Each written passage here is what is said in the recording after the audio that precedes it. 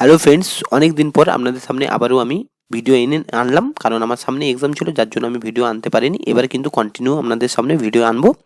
তো অন্যান্য দিনের মতো আবারও কিন্তু একটি জব রিলেটেড আপডেট নিয়ে এসেছি। এটা কিন্তু এসএলএসটি একাদশ ও দ্বাদশ শ্রেণীর যে 12,514টি শূন্য পদের জন্য শিক্ষকের তালিকা, শিক্ষকের যে এক্সাম নেওয়া হয়েছিল তার কিন্তু তালিকা কবে প্রকাশ হবে এবং কি ব্যাপার পুরো ডিটেলসে কিন্তু বলবো। এছাড়াও আমরা নবম এবং দশম শ্রেণীর যে শিক্ষকের ইন্টারভিউ কবে বা ডেমনস্ট্রেশন কবে পুরোটা কিন্তু এই ডিটেলসে ভিডিওতে জানিয়ে দেব। তো আপনাদের জানতে গেলে কিন্তু আপনাদের অবশ্যই ভিডিওটি পুরো দেখতে হবে এবং ভিডিওগুলো যদি ভালো লাগে আমার ভিডিওটি লাইক করবেন, কমেন্ট করবেন এবং আমার কেরিয়ার পয়েন্ট চ্যানেলটি সাবস্ক্রাইব করবেন। তো চলুন আমি শুরু করছি। তো 2025 সালে যে দ্বিতীয় এসএলএসটি বা স্টাফ সিলেকশন কমিশনের আন্ডারে যে এসএলএসটি পরীক্ষাটি হলো, তার জন্য কিন্তু আপনার একাদশ ও দ্বাদশ শ্রেণীর 12,514টি শূন্য পদের শিক্ষক নিয়োগের ইন্টারভিউর প্রক্রিয়াটি মোটামুটি শেষ হয়ে গেছে এবং এর মেধা তালিকা কিন্তু খুব তাড়াতাড়ি প্রকাশিত হবে। ইন্টারভিউটি কিন্তু হয়ে গেছে কিছুদিন আগে।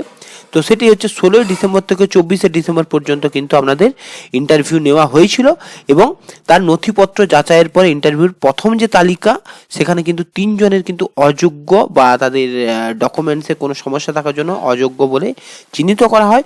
পরে কিন্তু আবার আপনাদের 3 জনের যে ডকুমেন্টস আছে সেগুলো ভেরিফাই করে সেগুলো কিন্তু বহাল রাখা হয়েছে। তাদের ইন্টারভিউ এবং লেকচারের ডেমনস্ট্রেশন যেটা, সেটা কিন্তু 8ই জানুয়ারি হবে। মানে এটাই যে 3 জনের সমস্যা হয়েছিল তাদের কিন্তু 8ই জানুয়ারি আবার ইন্টারভিউ প্লাস লেকচার ডেমনস্ট্রেশনটি হবে।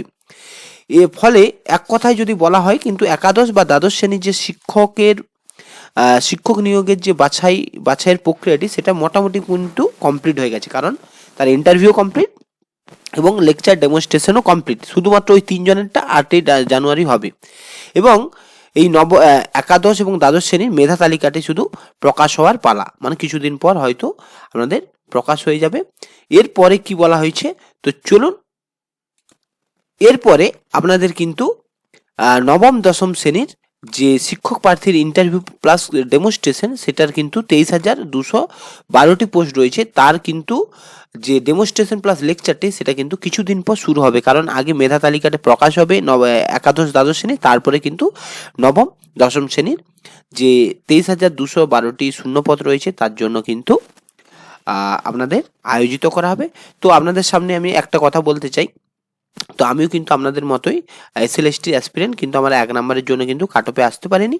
তো আপনারা যারা এরকম 1 নম্বর বা 2 নম্বরের জন্য রয়ে গেছেন বা যারা আপনারা পাস করে গেছেন ডেমনস্ট্রেশনের জন্য একাদশ দ্বাদশ শ্রেণী বলুন বা নবম দশম, তারা কিন্তু কমেন্ট করে অবশ্যই জানাবেন। তাহলে আমি বুঝবো যে আমার যারা সহপাঠীরা রয়েছেন তারা কি লেভেলের পড়াশুনো করছেন বা কোন কিভাবে করলে হয়তো আমি নিজেকে আপডেট করতে পারবো, সেটা কিন্তু জানাবেন কমেন্ট করে।